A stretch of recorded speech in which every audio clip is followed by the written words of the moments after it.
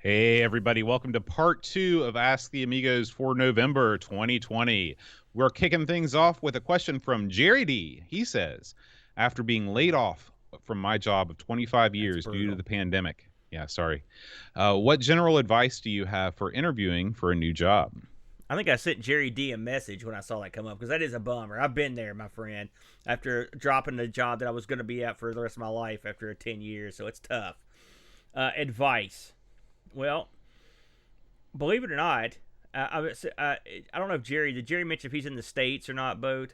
Yeah, I think Jerry's in the States. This is not the worst climate for a job. Actually, it's not too bad. I mean, there's actually jobs out there.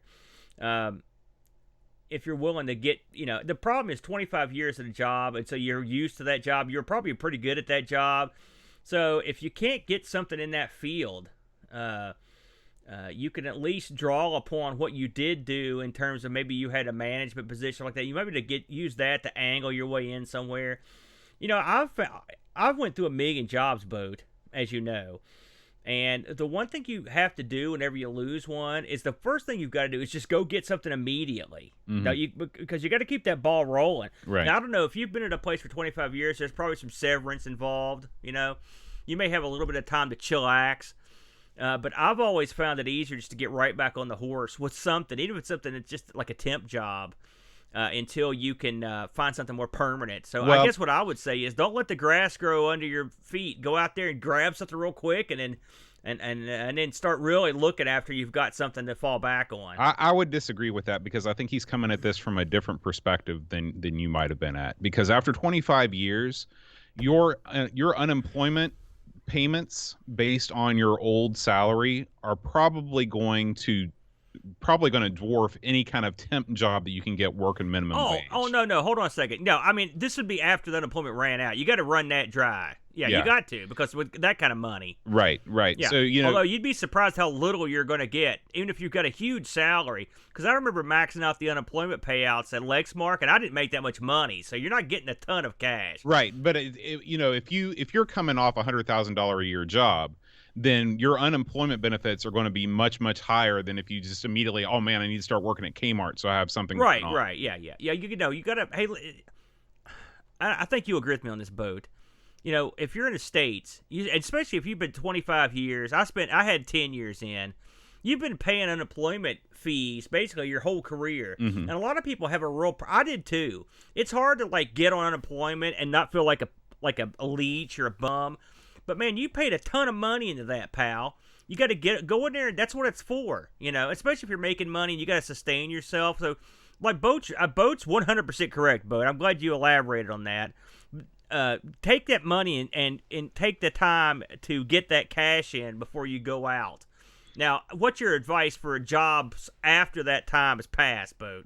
Well, I can only speak for myself, and so obviously teaching is what I like to do the most. I've done lots of different things, and I really enjoy teaching. If teaching were not an option for me, and I wanted to stay in my area, because again, a big part of employment is, are you willing to relocate or not? So if you're settled, if you already have a home, and if you cannot get back into the field that you want to be in, you've got to look at sort of what can you stand doing that won't be too tiresome or boring. And I wouldn't necessarily think about the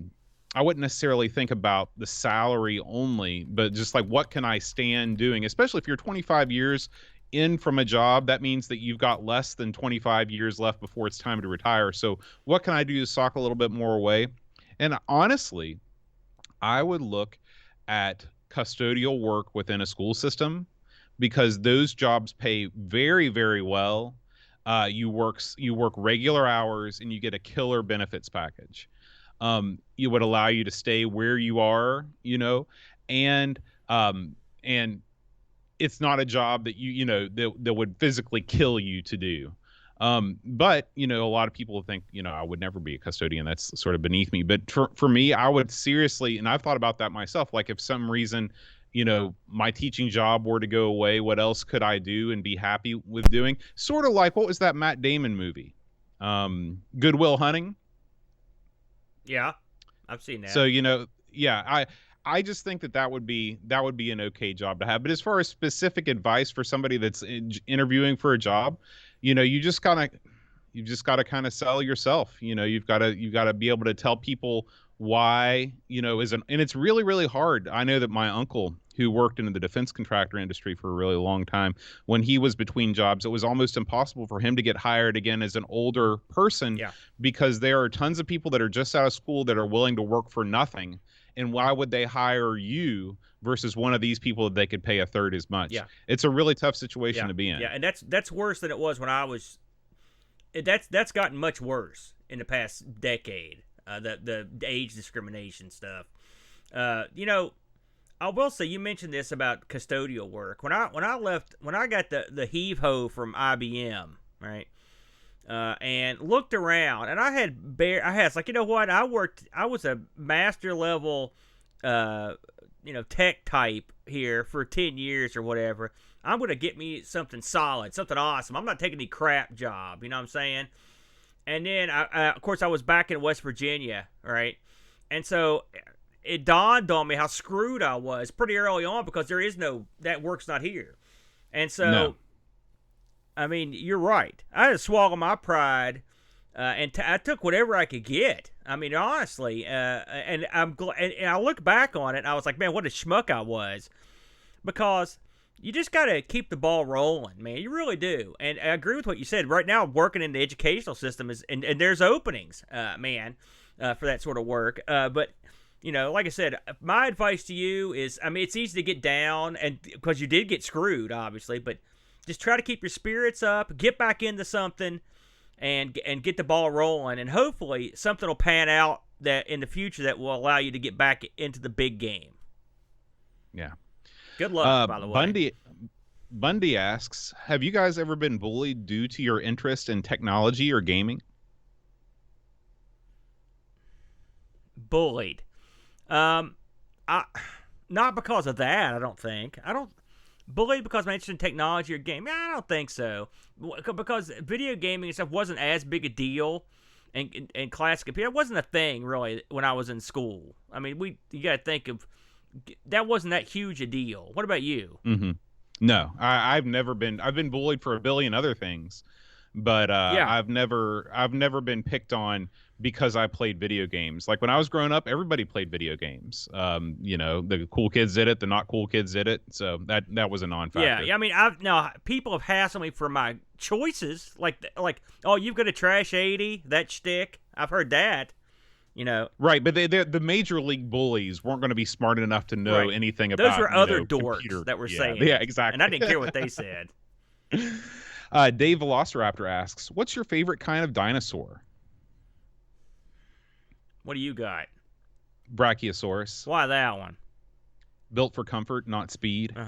I'm going to go with. I always like the Stegosaurus. I think that's what it is. That's got with the pointy thingies on the front and the kind of the shield thing. I kind of like those. Oh, the Triceratops. Triceratops. That's it. That's the one. Yeah, that's the one. Those are cool looking. Yeah. They look like they could kick some ass. They probably can. Paul, aka Hermsky, asks, "When's the last time you got completely drunk, and how does it affect you?"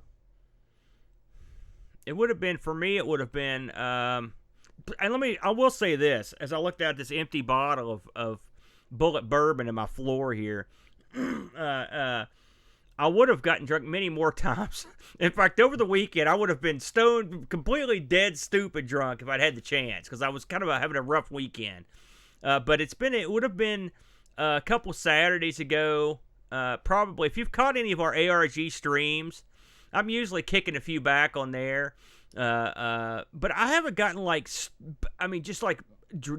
drag the ground drunk since probably New Year's, when we had Rock Band over at Matt's, which was, that seems like 4 billion years ago. Yeah. But what a great time. That was such a great, that was a great start to the year, and it just completely tanked, Boat. But man, I had a lot of fun that night. I was singing and having a good old time. What about you? Completely drunk. I want to hear this. Yeah, I mean, last it's, two it's shows hard. ago. It's hard. Yeah, it's hard for me to determine what completely drunk is. I mean, there have been a couple episodes, like the one where I called you up afterwards and I was just laying on the floor and I was feeling awful. And of course, the infamous Amigos episode 50, where Graham sent us that sweet, sweet booze that I drank almost all of on the air. Yeah. But like probably like a couple weekends ago, Chad came over and I think I drank like 4 or 5 beers and I was feeling pretty good. It affects me. I just get all mellowed out, and like I'll just like put on some music and surf the net. And yeah, I don't get particularly aggressive when I'm drunk most You're of the more time. of the sloppy. That's what happens Yeah. to you. You just sort of fall apart. Yeah, I do. I fall apart completely. Which is so. great. And I will say I can get kind of aggressive if I get some in me, especially if I'm playing games. I remember just cutting promos on everyone I was playing with for like, but I mean I did that over this past weekend. I wasn't the least bit drunk. I just was just pissed off. So sometimes, but I mean yeah, it's great. I'm not ashamed to say that I'll kick a few back.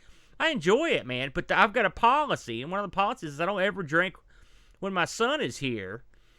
Just because if in case of an emergency or something like that, I don't feel like I'd be an irresponsible jerk dad if I did that. So there's no drinking with the boy here, and since the boy is almost always here, I don't drink that much. Now, when I lived up on the mountain, Katie barred the door. I was drinking. Of course, I drank a lot crummier booze back in those days. That's another reason. When you've gotten your systems used to good booze and it's expensive, my cheapness will outweigh my interest in drinking quite often. Frodo NL asks, follow-up question: when and where was the first time you got completely drunk? Say it one more time. I don't think I caught that. When and where was the first time you got completely drunk? You better go first on that one. It was probably a winter break from college, my freshman year. So like my freshman year in college, all through high school, I was teetotaler. I didn't drink. I had no interest in drinking, and I had resolved myself that when I entered college, I was not going to drink. And that lasted for like 2 days in college. And then I was just like, you know what? I'm here. This is what everybody else is doing. It was a classic case of peer pressure. However, I didn't really overdo it until I came back and my buddy Josh had a party, like a New Year's party.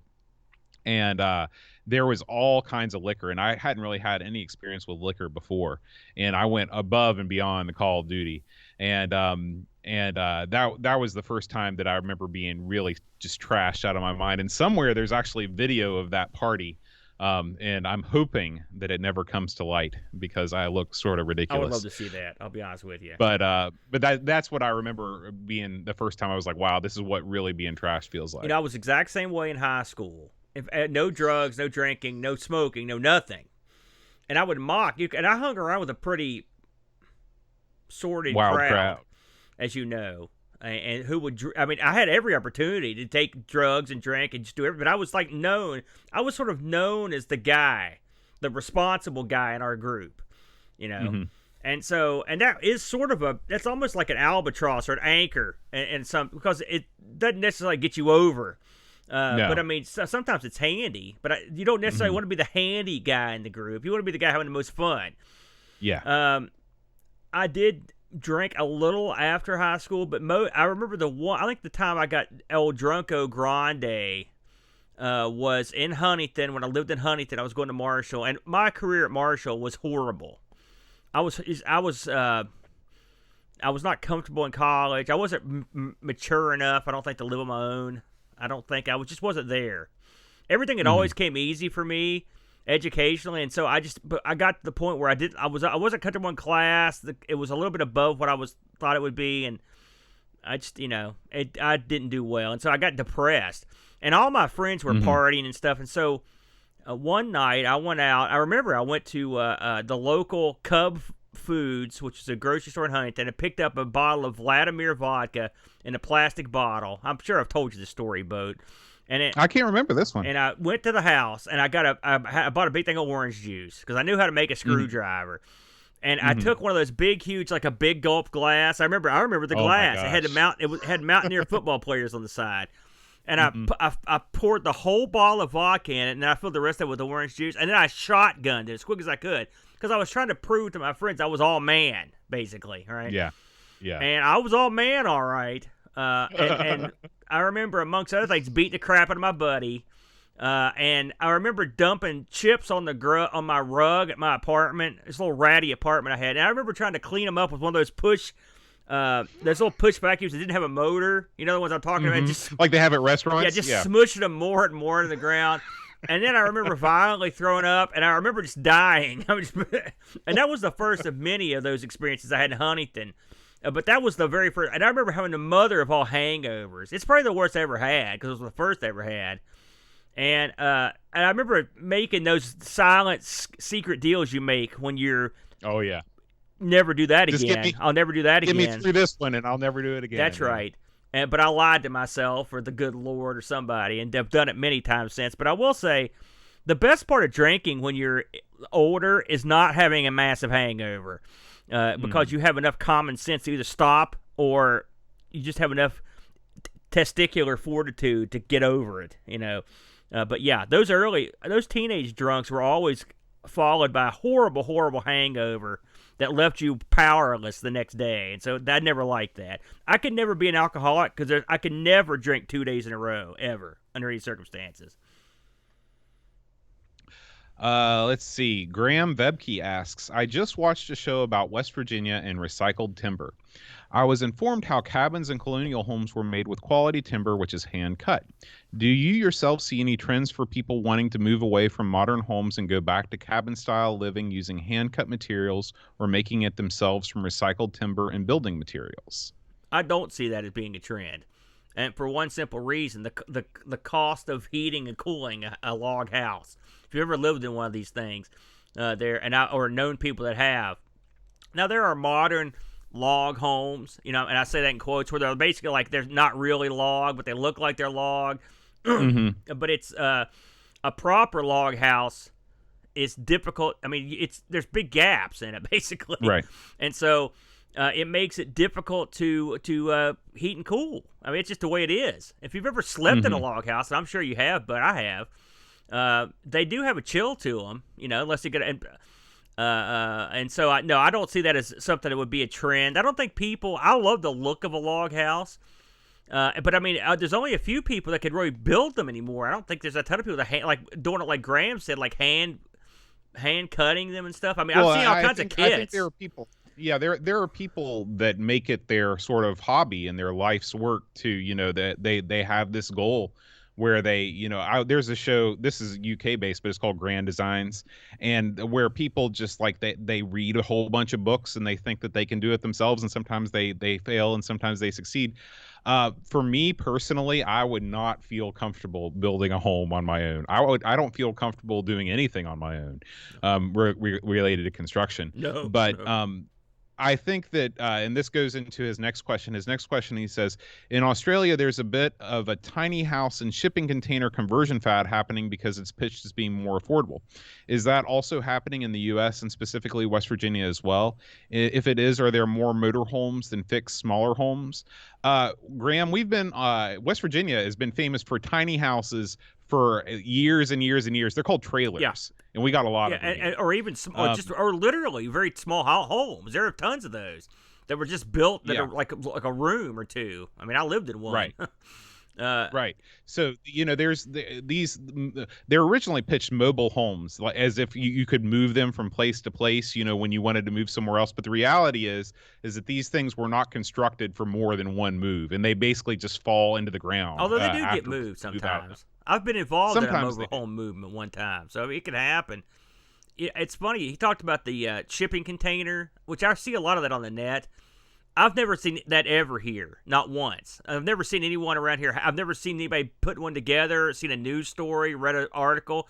I think that's more of a coastal thing.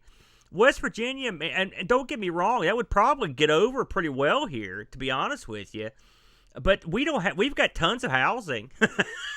Yeah, that's not housing a problem. Is not a problem. Yeah. It's just that if you're affording the housing or wanting to live there, that's the problem. Right. I mean, you can get a double wide. You can get a used double wide for 30 grand all day Yeah, long. Around or here. cheaper, Um, much cheaper. yeah. Yeah. So the whole tiny house, like building a tiny house, you look at the tiny house shows on HGTV, and they've got budgets of $100,000 or two hundred Yeah. thousand dollars. Those are not going to get over here in West When Virginia. you watch those shows on TV, those, I mean, if you look at where they're made, they're not made here. Because just No. like those shows where they put like $500,000 in a kitchen or whatever. I mean, I've routinely seen houses around here sell for 17 grand. They're little Right. dumps, but I mean, it's not cost effective. Even a shipping container to get it all spruced up. Now, I will say that a trend I had seen, I don't see it as much now, was taking those little houses you'd get at like Lowe's and stuff, the real small cabins and stuff, and Mm-hmm. people and outfitting those to live in them. That is something that happened around here. Cause Well, I mean, that's almost like it's almost like the arcade. You could conceivably, split that in half and install plumbing in it and live in it. yeah, because the arcade is not much smaller than Mud Mountain. Right. Yeah, at all. So yeah, but I mean, I don't see that more trendy shipping containers or the hand cut log cabins. I mean, that sounds great, but realistically, it's not something around here that people are going to can afford. Yeah. Yeah. Um, HSI asks, back in the wrestling territory days, did you prefer watching any territory or promotion over the others? And if so, which one and why? Oh God, who's this from? The HSI. Okay, HSI. Good question, my friend. I was an NWA guy back in the day, specifically Georgia Bad Championship. Street, NWA. No, that's where he worked. But yeah, I liked Georgia Championship Wrestling, the Mid Atlantic region, because of course that's where I was at, and the WWF was sort of the funny, idiotic joke promotion that was up in the north. I also liked World Class Championship Wrestling, which I watched out of Texas. I watched a lot of that back in the day as well. But I would say without a doubt, my favorite promotion was the NWA 605 TBS shows that had David Crockett, Tony Schiavone of the 80s. That's the best wrestling that I've probably ever seen from back then. There you go. And I cannot comment because I was not a wrestling Boat territory likes guy. garbage, so Boat would have I like probably have loved the garbage. WWF back in the day. What territory was Zeus in? That was WWF. They had the voodoo guy. They had the zoo. They had Ultimate Warrior, all the freakos. They had the plumbers and the hockey goons. Yeah. I mostly like vocation based wrestling. Like if you got a trash man wrestler, They had one. You got a They sheet had wrestler. one. Duke the Drumster Drosy. Yeah. That's really what I go for in wrestling. Yeah. Pixels at Dawn asks, if you had to live anywhere else in the U.S. other than West Virginia, where would it be? Go ahead, Boat.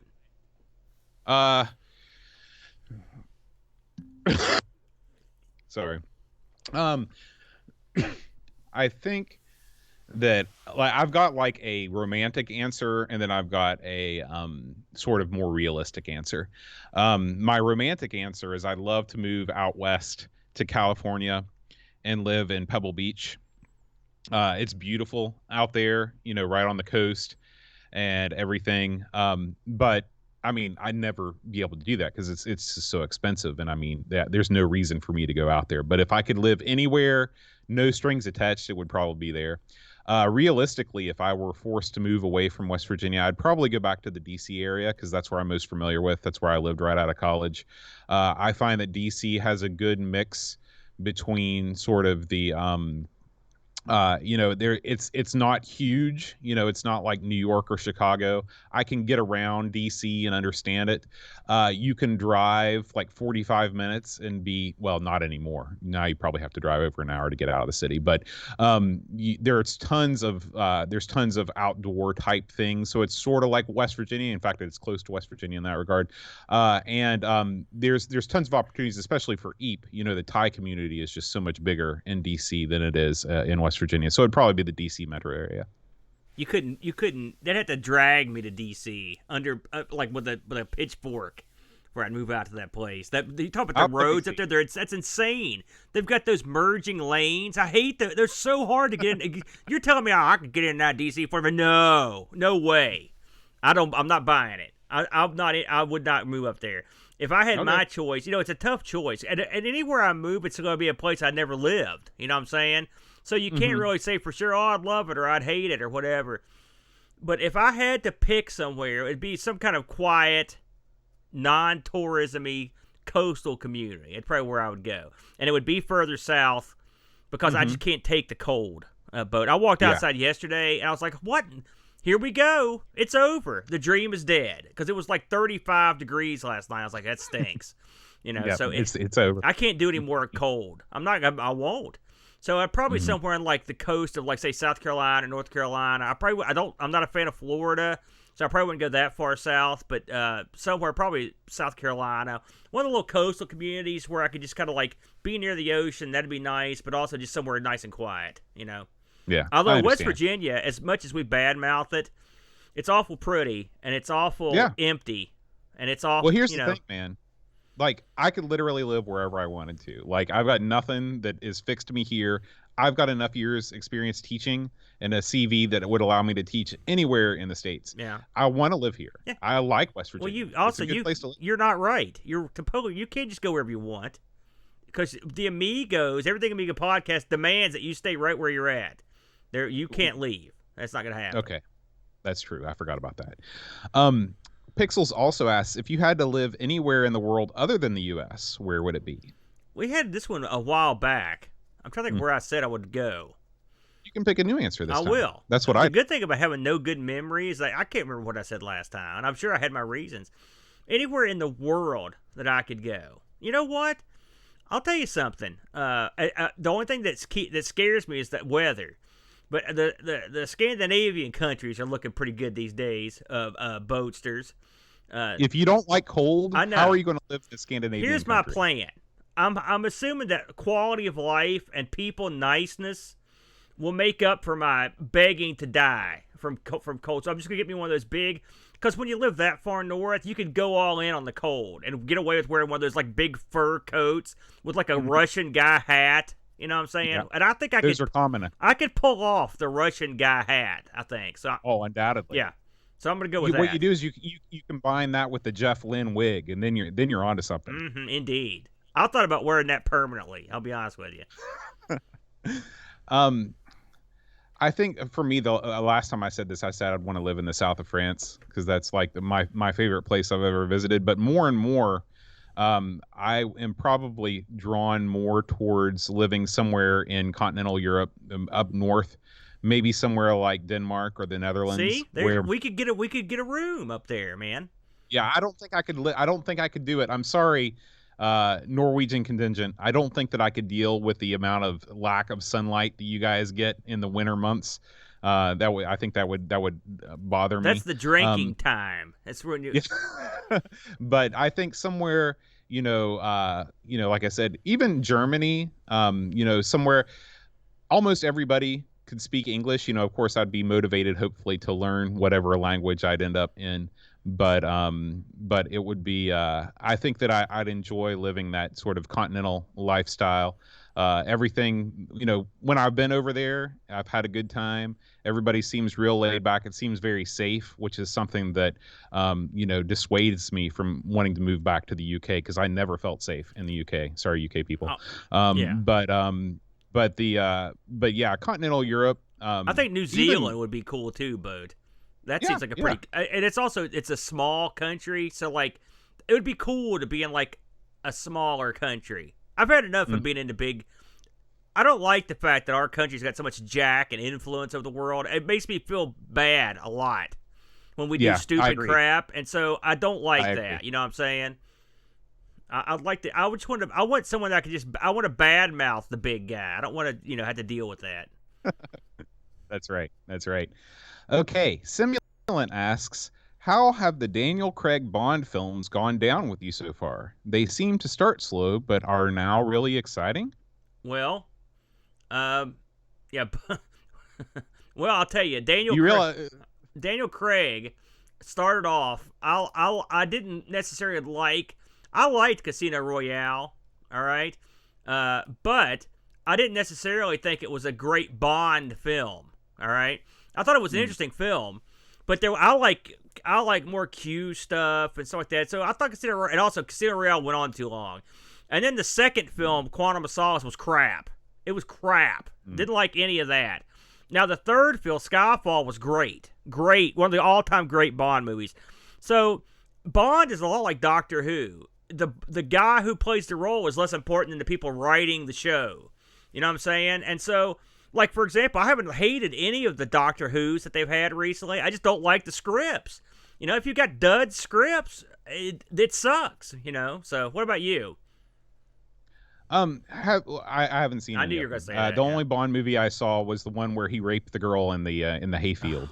You know, you just can't let that the- go, can you? It was a I mean, barn, what- by the way. That was Goldfinger, which amazingly, that's one of the all-time most popular Bond movies. Which might be why I haven't watched any of the other Well, ones. both. This was a different era too. Have they turned the wacky meter back up with Daniel Craig? Oh, I mean, you said it started out. No, the wacky meter's been turned off and still- thrown out. Yeah, it's not the least bit wacky. Trust me, Roger Moore is nowhere near these movies. Yeah, at some point I'm sure that I'll watch, Skyfall. Since you speak so highly of it, I'll probably check that one out. Yeah, it was good. Next. The bad guy in that was top shelf. If you've ever seen No Country Eep for Old is- Men, it's the same guy that was in that, and he was great. I didn't like that movie that much, but he was good in that too. Eep is all about action movies, and so that's usually what we watch. Have you showed together. Eep any of the Crank films? No, those are, I think, too violent for me. Crank? Isn't Crank like super ultra bloody violent? No, or Machete. They're dopey. They're funny violence. They're not. Come on, they're good humored violence. You know. Okay. No, but to answer your question, no, I have not shown her those. Show her Army of Darkness. That's another one. That's Okay. another great one. Chris Folds asks, do you have retirement dreams like living on a boat, moving to another country, stuff like that? No, because I don't think I'll ever retire. Because I don't think we'll have the ability to retire. So I mean, I'm trying to be realistic about it. I'm at a job now where I could kind of get through and even do it when I get really old. You know, as long as I can keep driving, you know, and keep being all burly and looking mean, I think I could do it. Yeah. But Kentucky's retirement plan is one of the worst. Kentucky's financially is a disaster. It's a California level disaster, and so I don't think they're going to ever get their crap together, to be honest with you. And so, and as a nation, America is so far in the red right now that I don't think we're going to have any. I would be surprised if we still have any money left to give us when we get old. But what do you think? I agree with you 100%. I try and stash away as much as I can at the end of the month, but in terms of us being able to rely on Social Security by the time that we get to 65, I have no illusions that money is going to be there at all. And just like you, a big part of me staying with this job, that I have right now is that I can do this job until I'm well past retirement age. And I'm hopeful that by the time I can't do the job anymore, I'll just be so sick that I'll just die. Yeah. And then that'll be it. Yeah, I just, my biggest fear these days is just wasting away in a nursing home. Yeah. That's no way to go out. It's funny. I've never ever thought about retirement. Like, it's never even come on my radar. Never once thought about it. Like, I know people that are. I mean, I take that back. When I worked for IBM, I thought, hey, I can retire from here and I'll be good to go. But that was so long ago that's long gone. I had no, and I can't stash money away. Like, I don't have a savings. I mean, it's paycheck to paycheck with a little. I mean, there's a little cushion, but it's not like, it's nothing I could save up for like a rainy day. I've got assets, so I can liquidate things, but that's about it. So it is what it is. But that is living in America in 2020. If you don't get the right breaks or you don't have the right education, you're pretty much boned. There you go. Now, to answer Chris's question, do you have retirement dreams? So if I were to think about what I'd like to do in retirement, if I could retire, then yeah, I'd love to move to a different country and teach. I'd still teach though. I can't foresee a future for me where I'm not teaching. Like, it might just be like one class a day where I just wander in and teach like a band class or teach private lessons or something.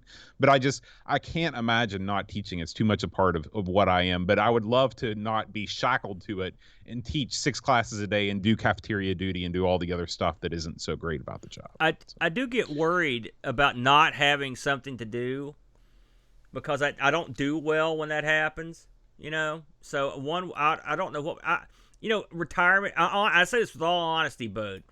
I see me and Chad and Matt and maybe Uncle Larry and a few other guys. I'll probably live with all these guys dormitory style, taking care of each other because otherwise we'll be screwed. I can legitimately see that. I'm not necessarily with that. Sure, and that's not. Well, I mean, that's definitely not the worst case scenario. It's not good. Not even by a long shot. Living with Uncle Larry and Chad in the same roof is not good. Well, you got to get Dale in there. I guess Dale's got a family. So. He's in good shape.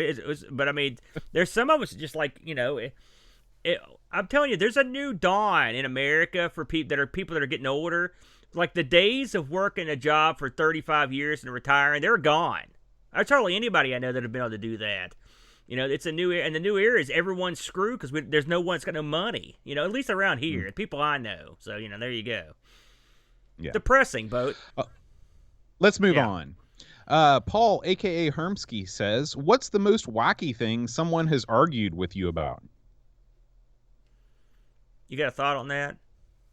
Oh, yeah. I mean, so it just over the course of this show, just the people that argue about FPGAs versus emulation, just totally useless. People that argue about the relative merits of this box with wires sticking out of the back versus this one, and like staking this is the hill that they're going to die on. Like I don't have a problem with like having a discussion about classic computers or classic games, but when people get so passionate about it that it evolves into personal attacks, it's like, what are you doing? What have you spent your life doing that you're defending this plastic box with a keyboard on it that shows you pictures on a screen that triggers the emotion in your brain that makes you feel happy? This is the hill you're going to die on? Unless I think that's wacky as much as it is sort of, listen, it's a sign of the times. It's not just FP, it's anything. Any argument you have, people have taken up an online mentality, a flame war mentality when it comes to like lobbying their position. And so everyone wants to fight about everything, and they get nasty. Things have gotten very nasty. In terms of wacky arguments, which is sort of at least lighthearted. It's hard. Yeah, it's hard for me because like I love wacky arguments. So maybe I approached that question totally wrong. I don't know, wacky things that I'm trying to think of wacky things that you've argued with me about. I don't know, because I don't know. You got anything? Well, I have had fights over the years with people about the different Star Trek shows. Those are pretty wacky arguments where you get into that. Which one's better. I've had wacky arguments about which battleships would win in a fight. Say that. Babylon 5 ships versus Star Wars ships. Those are the ones. I love those arguments. Those are fun arguments, Right. But the arguments you were talking about, I don't consider that wacky because it's sort of, the more FPGAs and stuff come out, and vampires and also the jive, I just look around, just like we were just talking about the new Raspberry Pi gimmick, the thing that's built into a keyboard, And listen, yeah. It's funny when this stuff comes out. I see this stuff come up all the time, all right, on my YouTube. All the time. All these different little computers and all this jazz. And my first thought is inherently is like, I got to get that, And then I take a step back and I'm like, do I need that? What would I do with that? Why would I need that? And I look around and there's so much stuff available and more coming, and there's so much stuff. I suspect that we're getting ready to near burnout levels on some of this stuff. It reminds me of my buddies always used to tell me, you're going to put MAME on the coffee maker, you're going to put MAME on the refrigerator, you're going to put MAME on the toaster. Because there was a time where I was putting the MAME on everything. I had front ends on everything so I could play video games. And after a while, I just stopped because they were right. It was stupid. And so I suspect that we're nearing that. I mean, I wonder how much longer we're going to go. And along those lines, I wonder how much more those fights are going to continue, because those fights are stupid, and they're basically for people that are real passionate about one side or the other. And I wonder how much longer that passion is going to be held up at that level. I think that's all going to get watered down to the point where those arguments are going to slowly go away. Yeah. Paul also asks, what fashion trend makes you cringe or laugh every time you see it? I don't know. I've seen some pretty bad fashion over the years. Cringe. I'll tell you what I hate. What are those shoes? Crocs. Those real stupid looking shoes I see people wearing. I've seen you wear Crocs like multiple I don't have a pair times. of Crocs. You've never seen me. Yeah, no, you do. I don't. I don't have a pair of those. Those rubber shoes with the big holes in them. I don't have any of those. I swear that you've worn those that's to an my insult house to before. me. I've never worn those in my life. Don't you have a pair of rubber shoes that are blue? No. I don't have any rubber shoes. I've never worn rubber shoes. I guess I'm wrong. Oh, you absolutely are. So I would say I hate those. I was watching, Granny watches this show called Flea Market Flip. Right. Oh, it's the worst. Well, I like the old show, the Flea Market show, but they're all crap. And I watched the chick on it that was just real hot blonde. And she had on Daisy Duke shorts, which that's fine. Great legs, whole 9 yards, tan. But it was that deal where she had the pockets hanging out the bottom, That I always thought that looked real tacky. I don't like that. I mean, you're a hot chick. I get it. The shorts are short. We don't need to see the white inner pockets hanging out the bottom. Get that out of there. So there's that. What about you? I'd say people that wear pajama pants out and about as they're doing their daily business. Yes, that's another one. Yeah, I don't care for that. Or slippers, like bedroom slippers, like fuzzy slippers, like Walmart and stuff. Have a little. Right. I never thought I'd say this, but have a little dignity about your appearance. If you can. When I'm telling you that, you've really hit rock bottom. Lord Soup asks, to each of you, what game, series, or franchise would you like to manage development for, improving it or tailoring it to your wants? You have a thought on that? I'd want to take over the Star Citizen project, and I would write that shit. Man, you better get ready for a lot of flames on that. Yeah. Holy God! You talk about a I think hostile you might as well shoot for the stars. I get it. Because they've got so much money. They can. I mean, I don't know what's going on over there. It's a black box over there. But that game, in my mind, I have ideas on how you could turn that game to be the most fantastic game ever made. But again, that's the promise of Star Citizen. The promise is what people are buying into. They're buying into this is going to scratch every itch I've ever had about any space game from all the times. And of course it's not going to. People are they're setting themselves up to be disappointed. Yeah. But I would love to have the chance to run that ship, even if I ran it into the ground. Do you remember that game? I get them confused. One was Call of Duty, and what was the other one that was like that? The one that had the D-Day invasion. You played it when you come out of the ocean and all that stuff. I would like to. Yeah, I think that's Call of Duty. I would like to take that over. Medal of Honor. I think Call of Duty is the one I play. But I don't know, it doesn't matter. Okay. Either one. I'd like to take that over and then implement actual wartime events and make it as realistic as possible for the First and Second War. So people could experience the absolute horror and suckery that those wars. I mean, listen, I know this isn't my usual fare. I'm not sitting here saying that all these games glorify war or whatever, but I don't think people realize how god awful that war actually is when they play these games. You know what I'm saying? Probably not. If you study stuff like the gassing of trenches and the living in the mud and dysentery and all the death from World War I. So, I mean, I would like to see that implemented into more than just a war game. It'd be like an overarching, a story game, Like Wings. Well, it'd be like Wings. Except even Wings, you're not in the trenches. You're flying over. Right. Well, here's the problem. When you're in the trenches and you get shot in real war, it's game over. Well, that's where the Wings aspect would come in. You could you could have another guy sort of take over the helm there, because that's one thing Wings does that I like, because you get to experience the war and the horror of it, even if you get killed.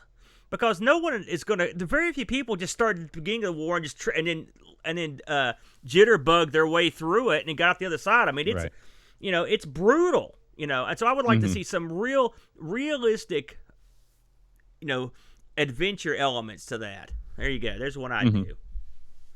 Okay. Paul asks, what movie from the past would you like to see remade and brought into the new era? I'll answer this one. None. No more. No more remakes. Well, I always get mad that they don't remake movies that sucked to make them better, because they sucked. You know what I mean? So surely they could do better. Like what? I'm trying to think of a movie that I thought sucked, but it had unlimited potential. I'll tell you. Here's one. I've been watching a lot of old Kids in the Hall videos this past couple weeks to lighten my spirits, because I thought those guys were funny. They did a movie called Brain Candy. Okay, it was a full-length feature film. Okay, well, it sucked, and I mean, they even thought it sucked. It was not good. I would like to say, but the concept was interesting. But I'd like to see that movie remade and not sucked, with like better gags and more funny stuff in it. So that's what I'd like to see. Yeah, I just can't. I think Come all Luke. the movies. Sorry, my son just got home. I think all the movies that I like, I don't want to see remade, and then all the movies that I hate, I don't want to see remade because I hated the movie. Hey, Luke. So, Jerry D asks, what are your favorite Halloween movies? Let's see. My favorite Halloween movies. I love the Legend of Sleepy Hollow Disney animated film. I love that. I like that one too. We watch that every year. And so that would be at the top of the list. I'm not a huge horror fan, to be honest with you, but I do like what I like. I'm trying. What do you got right off the top of your head? Maybe some will come to me. Ernest Scared Stupid. Oh, God, that was horrible. I've seen that, by the way, sadly. Oh, I've seen it too. It's not good. Ernest Goes to Camp is way better. Yeah, it is. I agree. Yeah.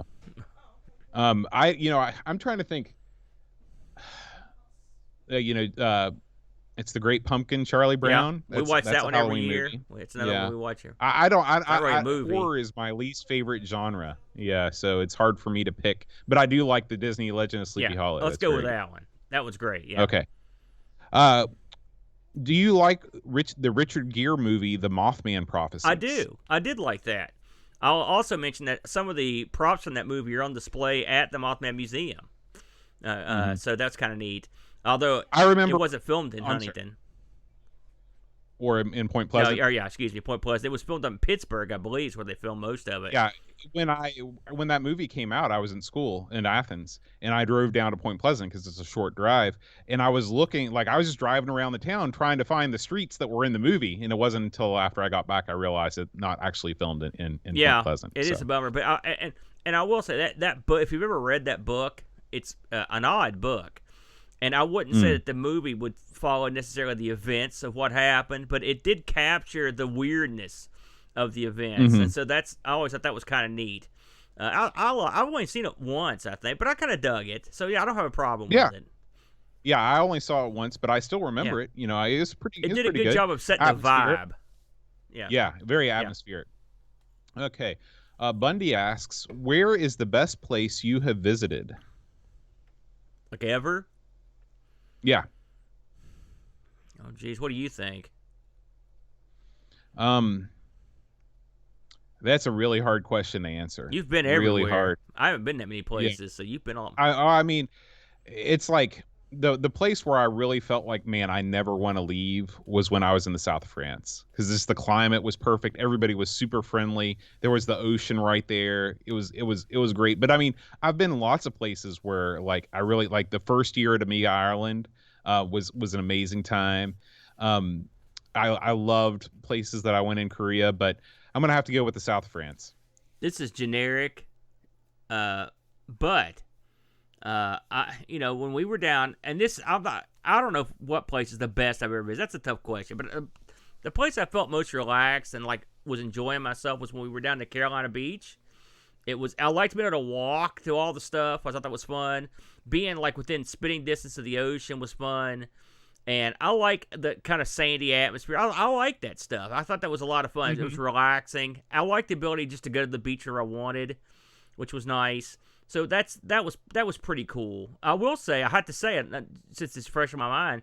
I also loved the time I spent up in the cabin at Blackwater Falls. That was super nice and chill. Hmm. I could see myself being cool with that. It was a pretty Yeah. chill atmosphere up there. I could be down with that. Since Rob's in the chat and he's crossing his fingers for Oklahoma, I will say that I did enjoy my visit very much. When I went to see my brother and Rob in Oklahoma City, it was a really cool town. We went out on a chartered sailboat, which was a lot of fun. We ate dinner with Rob and his wife, and I'm less sold on it as a future place of moving after seeing the ice storm that just rolled through, and I think my brother still does not have power. So I'm less sold on there as a future living location, but yeah, I will definitely be back to Oklahoma My City. No coworker question lived about in it. Oklahoma for a long time, and he despises it. He tells me one of the things he always tells me is like, look how green it is outside. Look, there's water coming from the sky. Look, you can open your car door without the wind blowing the car door out of your hand. There's plenty. He hated Oklahoma. He always reminds me how much he likes Kentucky. Let's see. Paul asks, what would you place inside room 101? I never saw that movie. So this is a 1984 reference. I don't know. Room 101 is like the ultimate. What's your ultimate torture? Like, what is the thing you're most afraid of? Well, torture's right up there. I will say Yeah. that's right up the top of the list. So I would probably say that. Yeah, I Listen, agree with you. I would put some kind of like saw-like torture device inside something happening to my that boy. room. That's at the top of the list too. That would be. Mhm. I couldn't live with that. So Yeah. that's something I'll think about, and that's always on my mind. Yeah. Mm-hmm. Yeah. Simulan asks, in Yorkshire, UK, we have a magazine called A Up Magazine. Have you guys any idea what popular magazine this translates from Yorkshire dialect into? I.e., what is its name in other places? It's called A Up. AY-up. I don't know. Is it like Cheers, maybe? I've got Yeah, nothing. I I don't have know no that idea. Yeah. Ricky Drosher asks, what's a game that you originally hated or thought that was dumb, but have since revisited and found out you actually enjoy it? What do you got? Most of the time, if I turn a game off, I don't turn it back on. It's very, very rare for me to come back to a game and see something in it that I didn't see the first time. And that's even after giving games multiple chances. Like Super Frog, still a garbage game. Like, it doesn't matter how many times I try and get myself into it, after all the people that love it, it's still not a very good platformer. Just looking around. Um, actually, maybe the Bubble Bobble was a game that I because of the high score challenge, I have a bigger appreciation for that now than I did before because I understand its mechanics a little bit more. So maybe Bubble Bobble, just as a result of the Amigos high score challenge. I've cited these before, but I'm going to use them again because it's true. Dragster is one. Because John just mentioned that in the chat too. And then also, but see, I never got to the point where I turned because you probably did. You play it back in the day and turn it off? Absolutely. Okay, yeah. Another one is let me think here. Manic Miner is another one that I didn't like at all, but once I understood it, I loved it. That's a generic answer, but it's true. Just because you have to get yourself in the mindset of someone this is their game for the month, and you just have to play it and just keep playing it. Put your head down and just keep going forward. And when you get those small victories in that, you feel so much better about yourself because it's such a difficult game. So those are the two that come to Jet Set Willie, really along the same lines. So that game in particular, I like it more than Manic Miner. So I would say Jet Set Willie. So there you go. Okay. Lord Soup asks, how quickly should Julian Gollop port his early strategy games to the Speccy Next, pretty them up, and tack them on the expansions and take my money? Well, Chaos would be, he's already sort of done that though with Chaos on Steam, which is a great game that he had a hand in, and it's fun, and it's a natural progression of chaos. So Mm-hmm. I mean, he could sort of port I that to the next, but I mean, it's already out Well, no, there. I think you'd be better off porting the original Chaos to the next and just prettying it up a little Well, I bit. mean, you You could, know, but I'm keep saying you could do that. But I'm saying what he's done on Steam is sort of the natural progression of what you would have done. I think. His other games, Lords of Chaos, and XCOM, and what was one we just did? Laser Squad. Mhm. Really, any of those, I wouldn't release any of those on the next. To be honest, I don't. What's he gonna do to them? I don't know. Well, here's the thing. The next is desperate for software. Is it? Okay, you've got people that have just shelled out tons and tons of Yeah. money.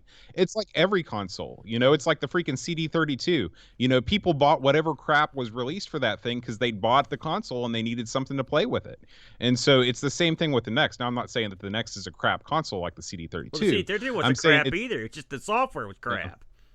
and so but if he wants an instant paycheck, use some of the color, the sort of like artificial color like shading things that the next can do. Basically release the same game. You don't have to make major changes to it. And people would love it. They love I just it. don't know. And I've heard this. Of course, you mentioned this about the next community and they get these little squabbles.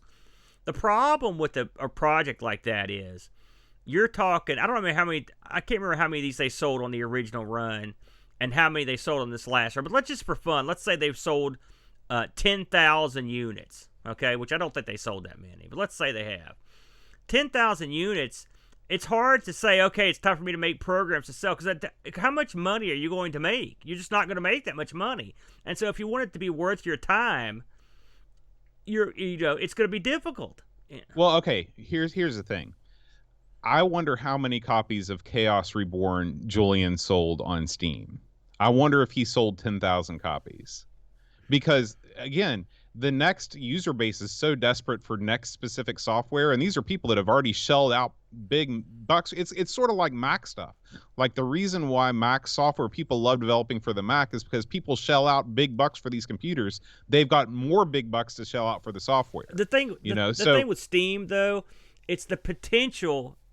Your potential buyers is much larger. Oh, sure. And your platform is much more accepted. Mm-hmm. And this was hey, listen, this has been talked about ad nauseum on the next forums stuff. I mean, just because you've updated this thing, and I get what you're saying, he could make very minor changes and release this as Chaos Next. But I'd wager this guy, being such a renowned guy, if he's still in this business, he's probably doing something for like a bigger company too, as opposed to just like.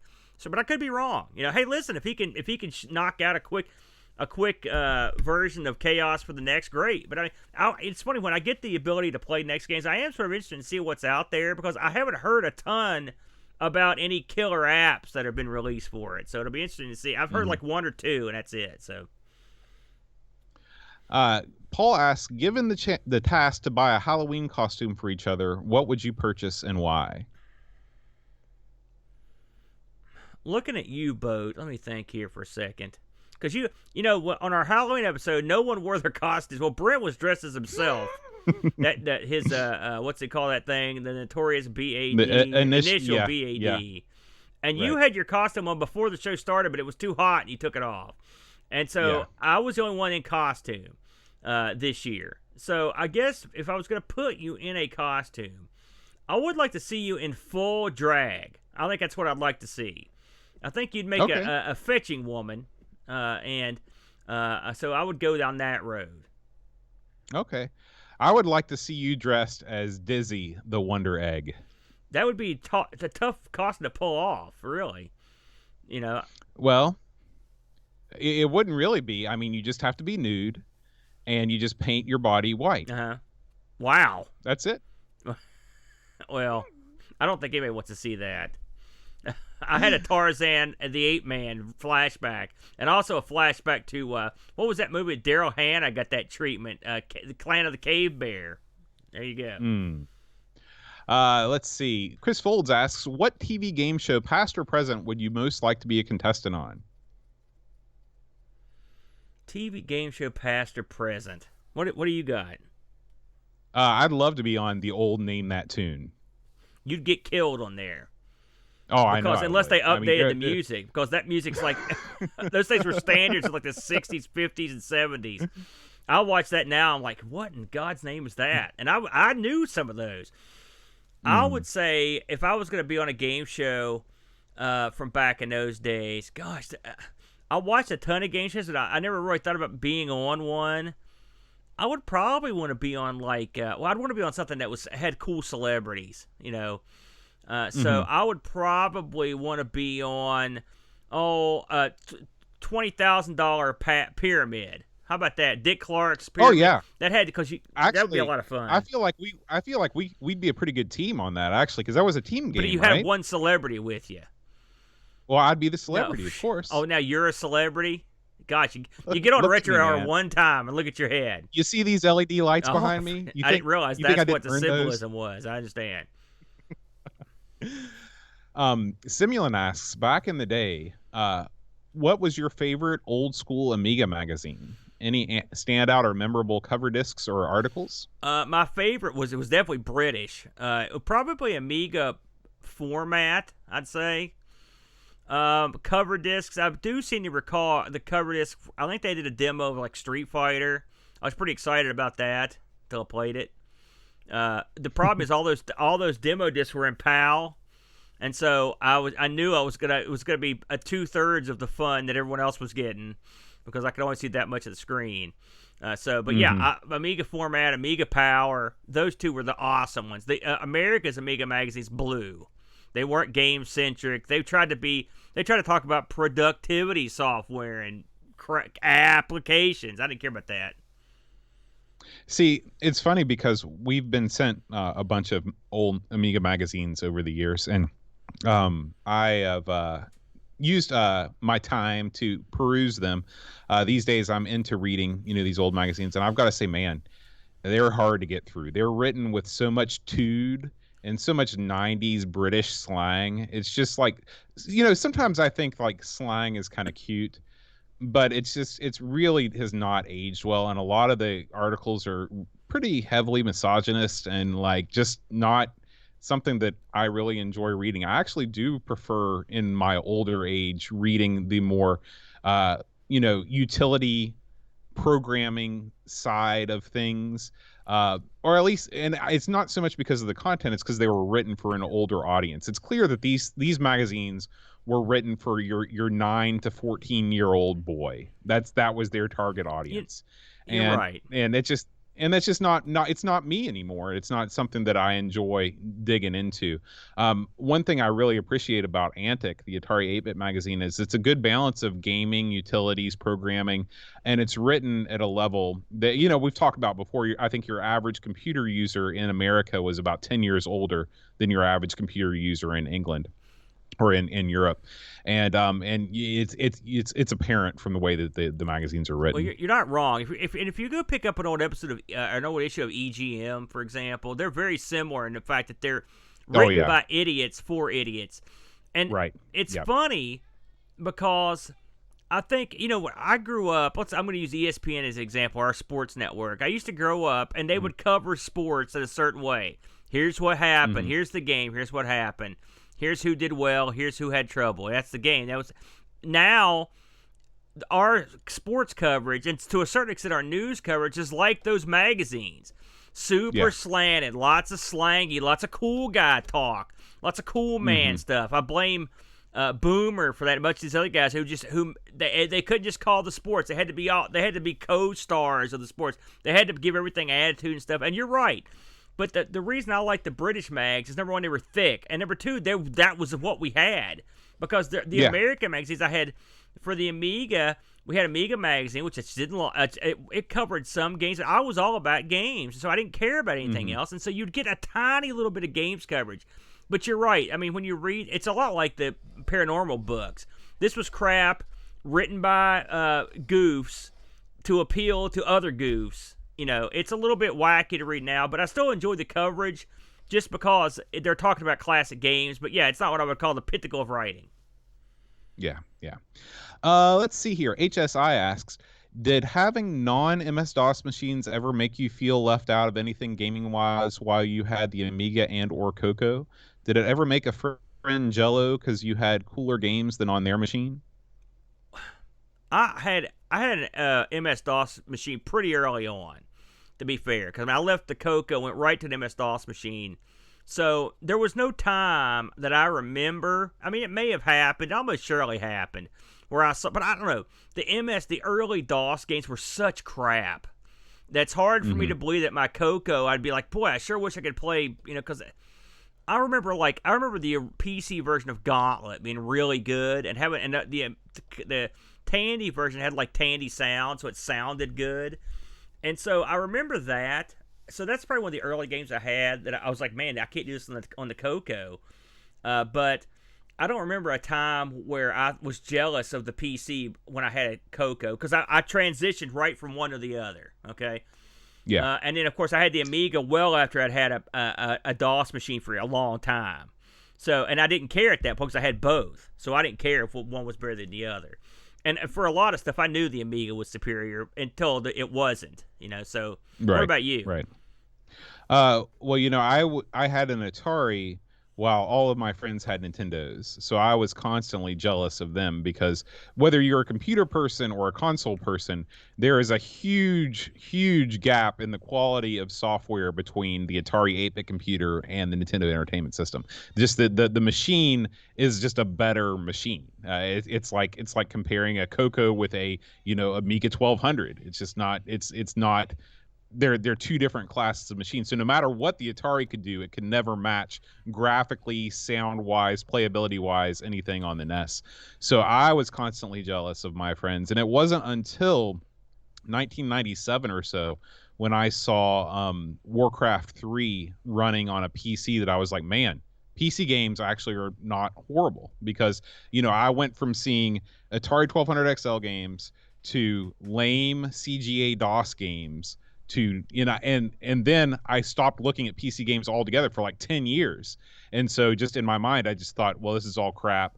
And then when I saw Warcraft 3, I was like, man, this is something that's a lot better than what consoles can do. It's so funny that your attitude on PC, because I honestly, I thought to myself, I had a PC and even the Coco and during the NES days, and I always considered the NES far and away inferior.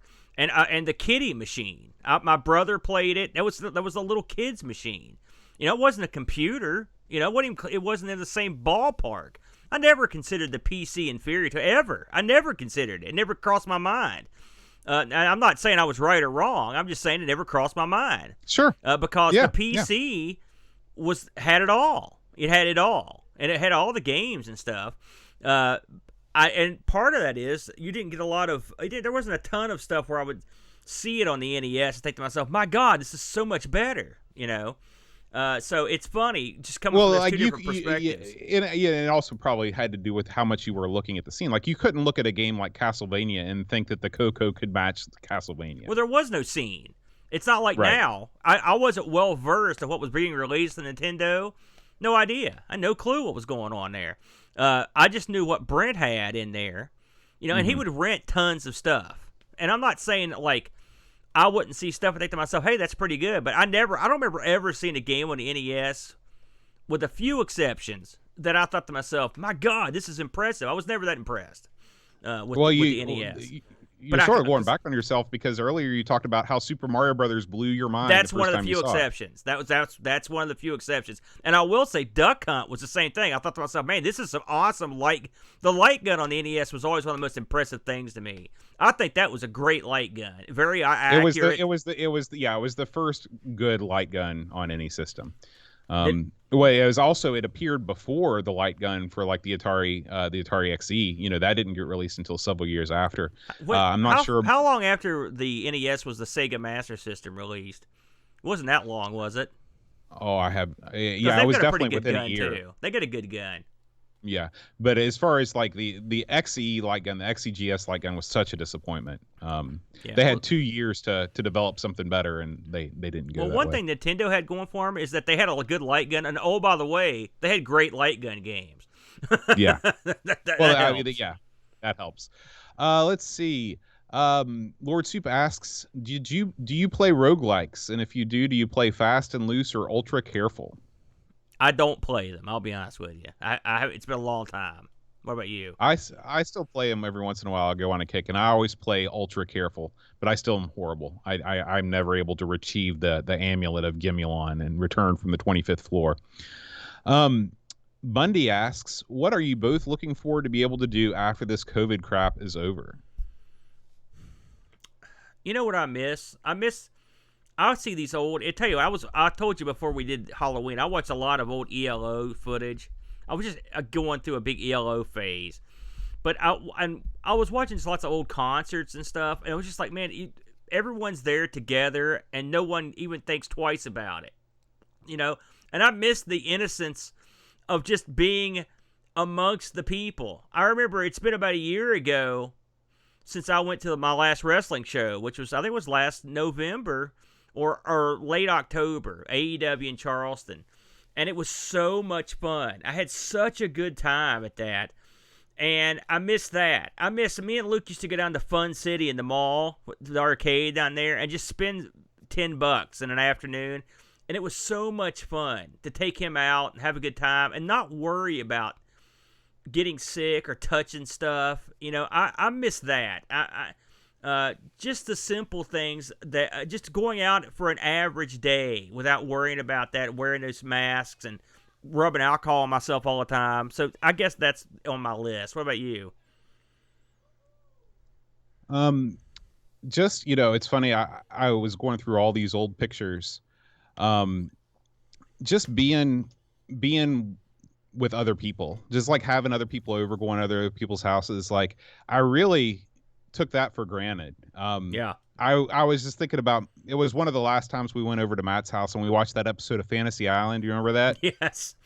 Yes. It's funny you should mention that, because I was listening to interviews with Ricardo Montalban about Hervé Villachez earlier today.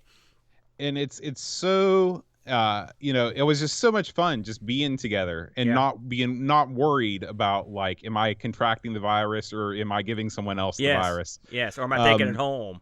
Right. And so that's what I'm just most looking forward to, just getting back to being able to hang out with other people and not have this phantom, just following you around all the time. Yeah. I mean, this isn't a huge epiphany, but this virus, it literally makes us live in the exact opposite way of every human wants to live. We're social people. We like to go out. We like to be in groups. We don't ever want to be isolated. That's a bad sign when that happens. And now we all have to live in a way that we hate. It's very difficult, We're doing our best, aren't we, Boat? I miss hanging out with you, my friend. It's been a long time. I know. We've only seen each other a couple times in person since the whole deal went down. It sucks. It's so funny because every time I walk, I'm living the quarantine life here in the basement. And so, like, I literally sit around all day and just look at stuff in the walls. And I look over here right now. I'm looking at the WWF WrestleMania VCR board game you got me. We were going to shoot a video on that. Right. So, yeah, I can't wait. All right. Lord Soup asks, clan or inner sphere? Inner sphere. This is a mech warrior question, right? Yeah. I don't know what these inner sphere is, like the ones in Pacific Rim, right? No. Inner sphere mechs are the more simple mechs that were around for a long time. The clan mechs are fancier mechs that came on. And I'm an old school guy, so I like the inner sphere. Okay. Simulant asks, any thoughts on the recent Johnny Depp scandal, suing the British newspaper in the High Court and losing the legal battle? I only have the vaguest of notions as to what was going on. I don't care. It's more celebrity crap. I got bigger fish to fry. Don't care. The things that I care about in this life, celebrity news is pretty much at the very, very, very bottom of the list. Like, I saw something the other day that Kardashian had a big birthday party on this island and flew out a bunch of her friends to the island. Everybody was in a big huff over it. And I thought to myself, my God, this chick's done so much stupid crap. You're going to get mad now? That's what pisses you off? Why do you care? Why does anyone even know who that is? She's hot. That's all there is to it. She has no other discernible talent. And that's going to wrap it up. What an ending to this month's Ask the Amigos. As always, we want to thank all of the fine Discord folks who have submitted their questions. If you're a member of our Discord community, which you can be by either supporting us on Twitch through a subscription or subscribing to us through Patreon, you can get on Discord. There's a lot of stuff going on, but the Ask the Amigos channel is just one of the many ways you can avail yourself of the greater Amigos community. We want to thank all of the fine folks who have joined us in chat. Had quite a crowd for a sort of an unplanned thing going on. I wasn't even going to stream it until you told me to. Yeah. Pixels, thank you as always for being here and modding for us. You had to do some modding earlier. I appreciate that. Really? We want to thank Amiga Cami for being here, Amiga Bang, Aten, Barkbit, Commander Root, David Zinaz, Electrical Longboard, Frodo and L, Hamo1, Ildera, John Marshall. John, I miss you, buddy. I hope we can get together again soon. That's another one. We miss your disk drive cleaning abilities. That's right, man. Johnny Renegade, L. Curtis B, Lemon Juices 12, Mitsuyama, Picard 2010, Rob O'Hara, Tacking Alias, Tom Toms, Thicker, Tresino, VNK, Vigoro Pearls, Wishbone, and Ziglisria. Beautiful. We miss you all. Everyone hang tough. Let's get through this election day, and then we'll see what happens next. Yeah. Godzilla's just around the corner, Boat. All right, guys. We'll see you next time. Until then, Adios. Adios.